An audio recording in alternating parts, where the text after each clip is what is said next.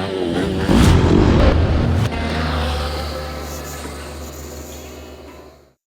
I'm Rob from Kimpex, joined here today with Franz from Liqui Moly. Franz, thanks for joining us here today. My pleasure. And we're here to talk about, of course, the oils and maybe as well the origins of the company and how we can better serve our vehicles.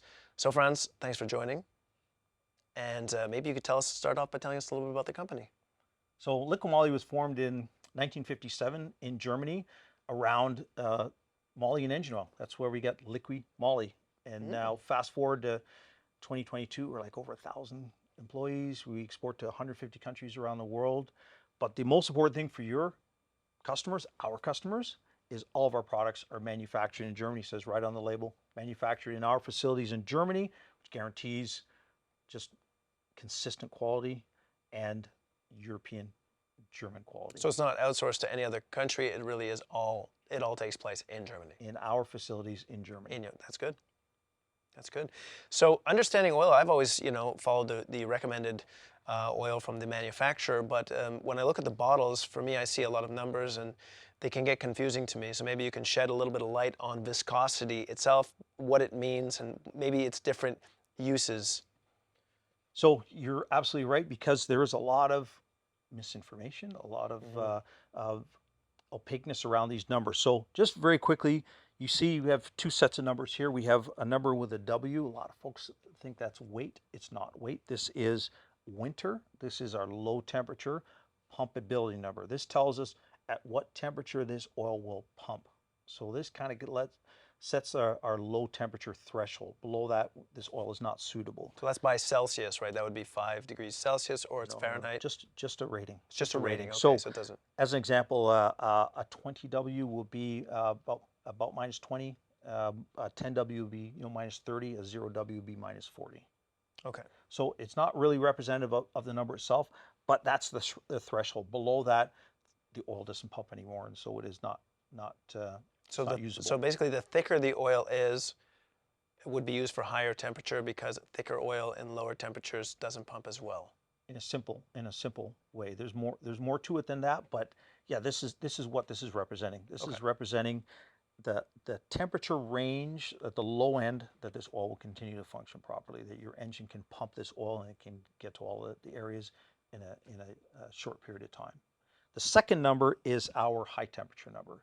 So this is actual viscosity. This is a measurement of the laboratory, and it's usually at 100 degrees Celsius. The higher the number, the thicker the oil is.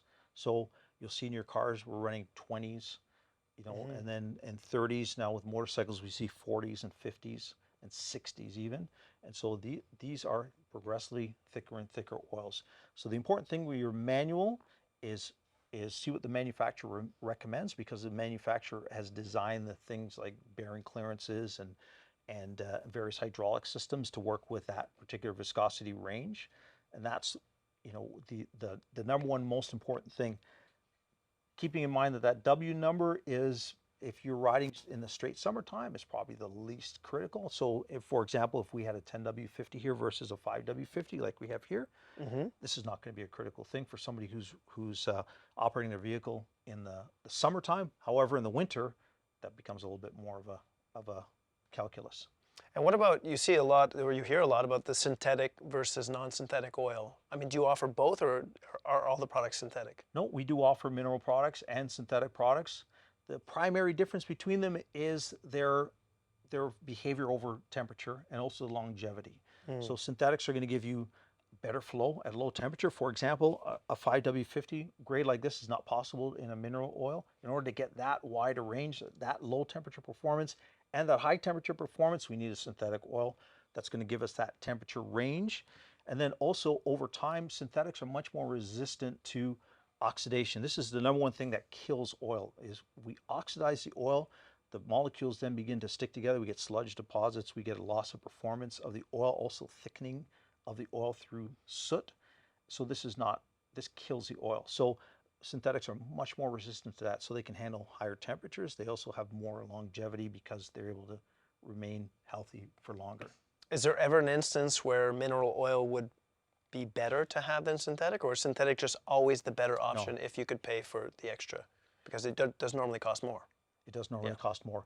typically with older equipment that might have older seal material or Hmm. gasket material, the mineral oils are a little bit more benign. They're not as aggressive with the detergents or with the creeping on the polarity of the oil itself.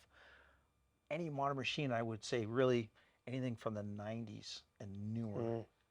is going to benefit from using synthetic oil, Synthetic. Okay. 100%. So besides, another thing I'm interested in is sometimes I see on oils that it's destined for, I see over here, like off-road use versus road use. And what would be the difference if you had the same viscosity oil, be it in off-road to on-road? What would be the difference in the oil?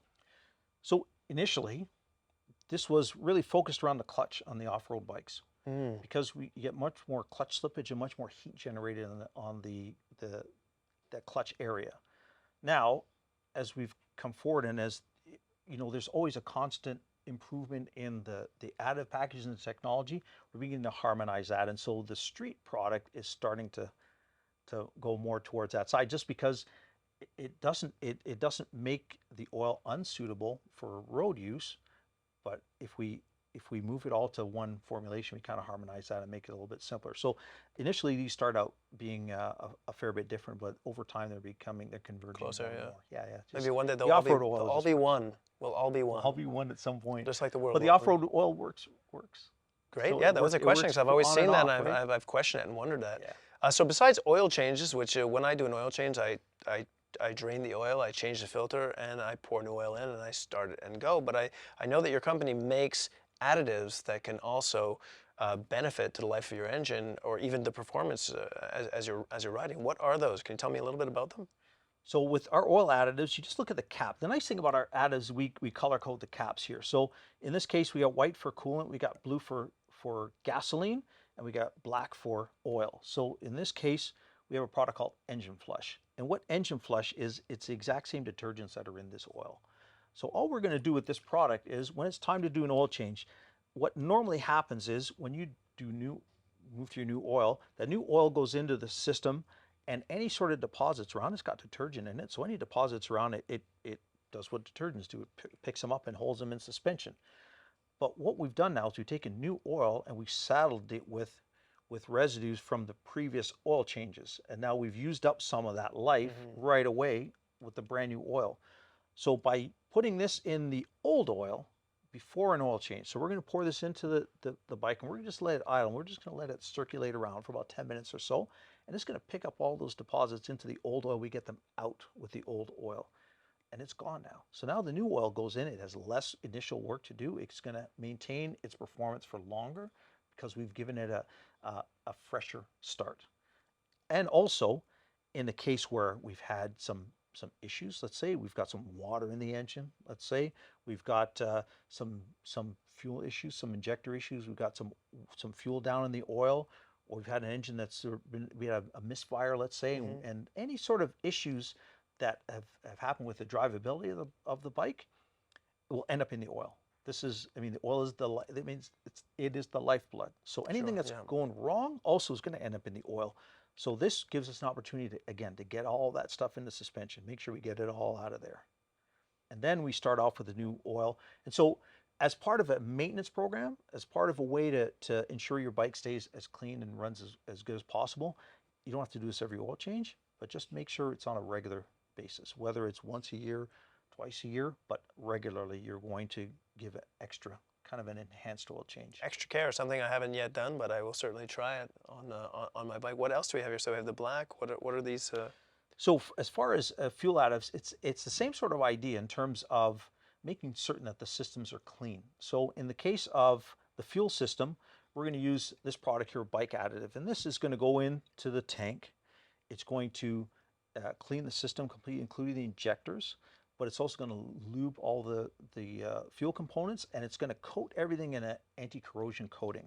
So we don't necessarily do anything with any moisture in the fuel, but we do know that modern fuels have a small amount of ethanol in them that carries water. And water is a normal thing that condensation over the whole supply chain, we end up with water in the fuel. Mhm. So with fuel injection, with high pressure pumps and things of that nature, bare water is very, very dangerous. It causes a lot of damage. So we're going to protect the system against damage from the water.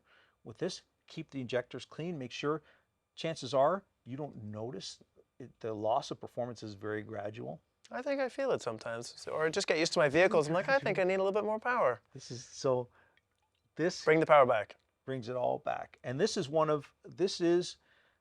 an injector cleaner is one of the most popular products that we sell on the automotive side as well, because the cars now, as they become more sophisticated, they are more sensitive. And if you don't keep them clean, you lose drivability. Would one of those bottles be poured directly? Is it? Or do you have to measure this, or is it, all the instructions are there? But is it just a one shot, pour it in and let it go? Okay, so simple, even simpler. Okay, so we have the engine flush. We have the additive for the fuel system, and what is this here? So this is, again, in that same process here of cleaning the systems. This is for the cooling system. So same idea. After so many kilometers, we're going to flush the coolant. We're going to replace with fresh coolant. Let's get as much out of the system, because over time, you're not going to notice if there's scale buildup or any kind of debris building up in the cooling system. If the vehicle's not overheating, you go, everything's fine. But the reality is it's not fine. So if we can add this now to the old coolant, we allow it, same thing, allow it to circulate for 15, 20 minutes, drain the coolant, flush with water, add new coolant, and we've taken more, any kind of scale or any kind of buildup in the cooling system, we've got it out with the old coolant. Now the system is able to operate at its peak. Very simple to use as well. These are just literally pour into the engine oil, pour into the gas tank, and pour into the radiator, and that's it. So that's always wonderful for me, who doesn't want to do that much work to have it done, but want results. That's good. And what's this last one here? So this guy is our fuel stabilizer. So this is when you're, unfortunately, putting your bike away for the winter. That's what we do here. Unfortunately. So this, we have a graduated container here on the top. We're going to count by number of liters, and we're going to fill the top here, and then we're going to put that in our fuel, and then we're going to put our baby to bed. Yes, that is actually very important. So this combination, these guys all together at your last oil change of the season, flush your coolant, fresh oil, stabilizer in the fuel, and injector cleaner in the fuel as well. Here. Put your baby to bed. She's ready to go. So I've been doing this one and this one, but I got to add these ones. Absolutely. I want the power back. The power back. Well, thank you for all the information. I really appreciate it, friends. Thank you for joining here today. And it's also good to mention, I did also read that this was the #1 brand in Germany. Is that right? Absolutely. And that's another thing that I think it's comfort for the consumer to know that the German consumer views and has voted Liqui Moly as the #1 brand. So I would say that's a very high standard. So that is definitely a good accolade for your company, and you have earned it. So thanks again for joining, and thank you for joining as well. If you have any other questions or want to check out the products, you can go to kimpex.com and take a look. See you next time.